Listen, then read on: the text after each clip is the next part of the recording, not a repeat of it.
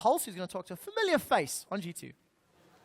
Thank you, QuickShot. Joined by Kickers here from Gamers2 after an incredible game. And first off, you guys were down in that game and then just turned it on. Tell me about what happened in that game and how you just swung it around.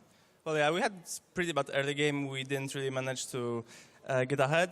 Actually, they got ahead. They got like 3 early tier 1 turrets, and they probably had like, I don't know, maybe 2k gold lead or maybe 3. But we just knew we drafted better. We had superior team comp, and they just couldn't kill us in teamfight. Like, we were too tanky. We had Tam Kench, we had Lulu. We had everything in our power to don't let them kill Kalista in teamfights, and we just outscaled them. Yeah, and the Tam Kench was insane. I actually want to ask you about your role swap to the top lane as well. How has that been transitioning to a different role? I know back in the day you used to play basically everything as well.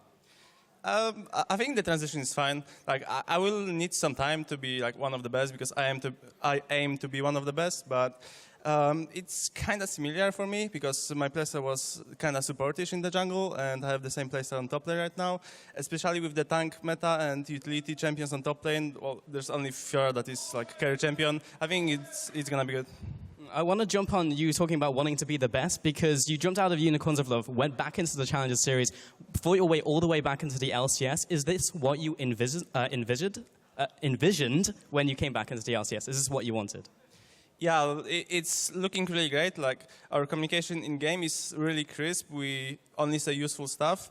It might be quiet at times, but it's really good. I enjoy playing with every single of my teammates, and they're hard workers, and I think we can achieve a lot.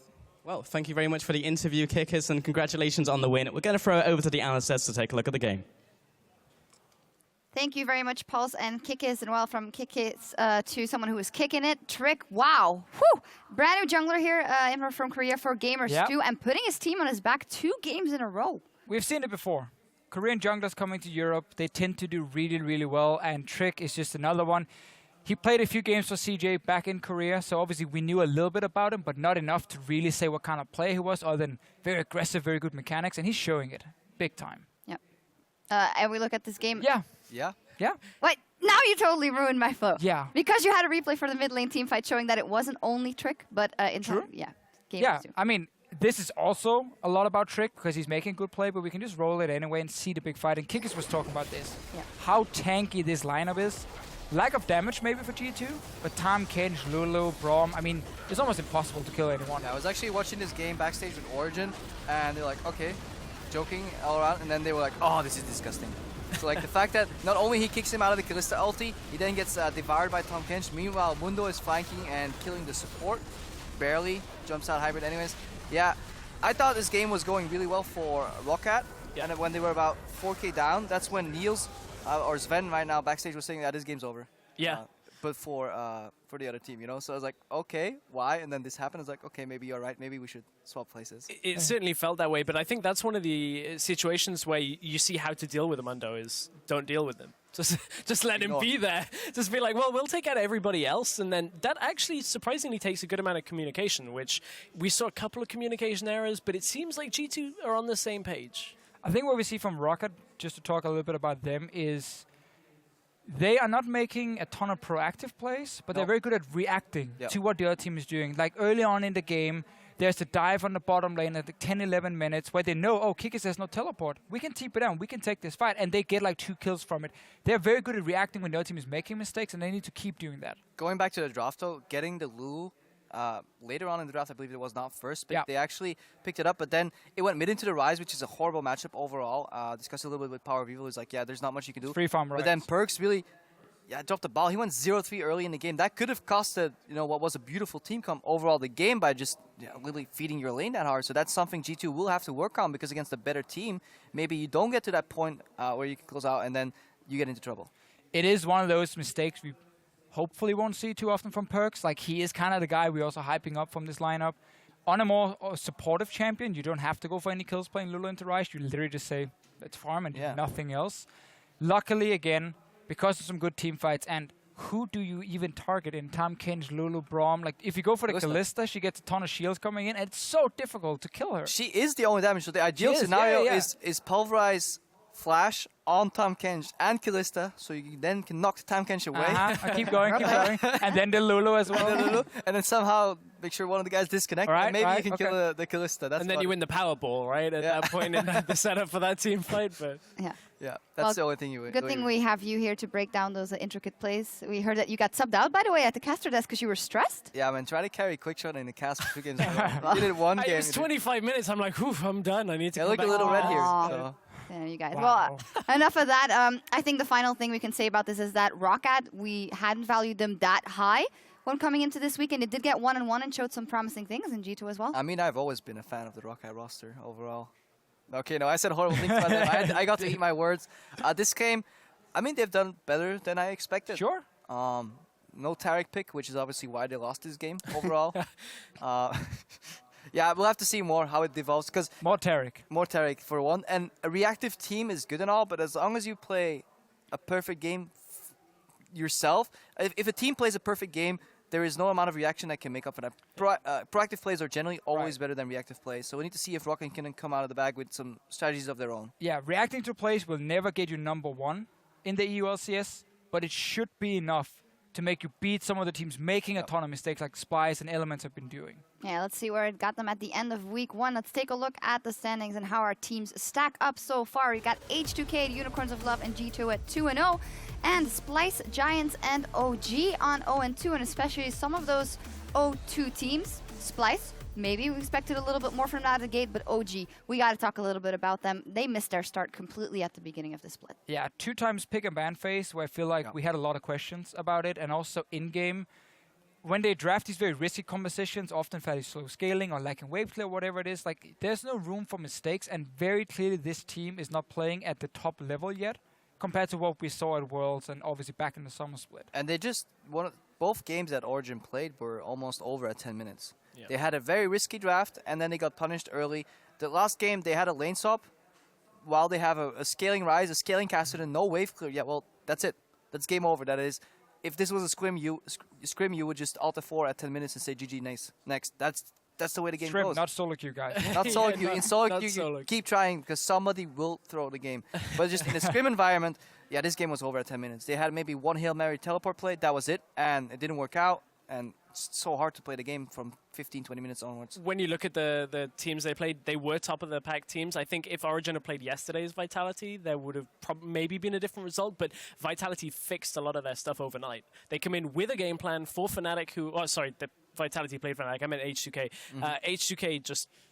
I lost my point because I forgot what game it was. Yep. Well, I'll bring in a new point. Everything he I'll said. get back to you. I'll bring in a new point, something I actually wanted Same. to talk about on the topic of OG, is I think that it's a very interesting dynamic there. We have Power of Evil, and this is probably one of the first times, except maybe Reckless going back to Fnatic, that we see a player coming into an already winning team going all the way to semifinals at Worlds. So I must imagine there must be some psychological effects there that we can't underestimate. I mean, yeah, it comes into a winning team, but this is a winning team that went on break and is clearly no longer the same Origin that was at World's Top 4. This is, again, this more reminds me of Origin that was in a Challenger Series, finding their grounds, knowing that there's plenty of time to fix these issues, and eventually will become a good team again. So, Right. again, this game kind of ended at 5 or 10 minutes when...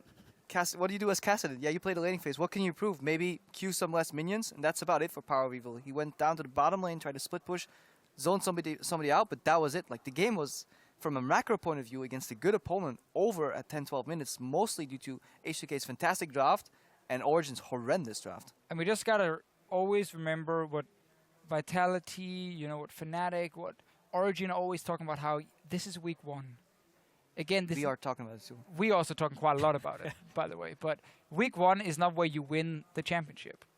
You have 9 weeks now to get back into top level, really practice as much as possible, hopefully have internet in your gaming house and everything. So once we get to playoffs, and if this Origin team cannot get top 6, I mean, then something is really, really wrong. So they will obviously bounce back. Or they're really bad. No, they will bounce back no matter what. That's They'll be like top 4 and get into playoffs, and that's where we got to see, the Origin we know from last year. If Origin doesn't get top 6, that means Europe wins Worlds. So it's good either way. Okay, fair enough. Because the rest is so good. Yeah. Yeah, the point. Fair enough. Wishful thinking. Wishful thinking. You may not win the split in week 1, but I think the thing you can say you can do in week 1 is pick up wins that can help you when it comes to the playoff race at the end, which a team like Roccat beating Vitality, who are, tipped to be a top-of-the-table team, that kind of win is the separation between the middle and lower teams if they end up there. Yep, definitely. Yeah, definitely. So one thing I want to talk about as well is Fnatic, of course. We had not tipped them as winning over Origin yesterday, or most of us hadn't. The roster had also been in flux, and Daylor had said, well, we want to be a finished unit at the end of the summer split. That's very long-term, and they had a 1-1 here. What's your overall impression? I feel like their second day took away a lot from the first day. Well, Yeah. You were saying, like, oh, genius draft. Wow, the answers they got to this composition. And then they carbon copy the composition blind again. And we're like, maybe they just all practiced one champion and that was it Maybe. into this week. And maybe it was a little lucky. I didn't like their... Like that Ari prediction. It was a good draft yesterday. Like the Olaf, Yeah, it was Lissandra, and so on and so on. But obviously H2K were like, okay, so if they're going to first pick or first rotation the Poppy once again, Morgana. Was we just got to Vitality. pick Morgana. Was Vitality. It's okay. We Vitality, just swapped H2K, everything. they're all new But- teams, super teams, whatever. It's confusing for us as well. Okay, Vitality, they obviously said Sing's team. if you're Kasing's team, yeah, new team.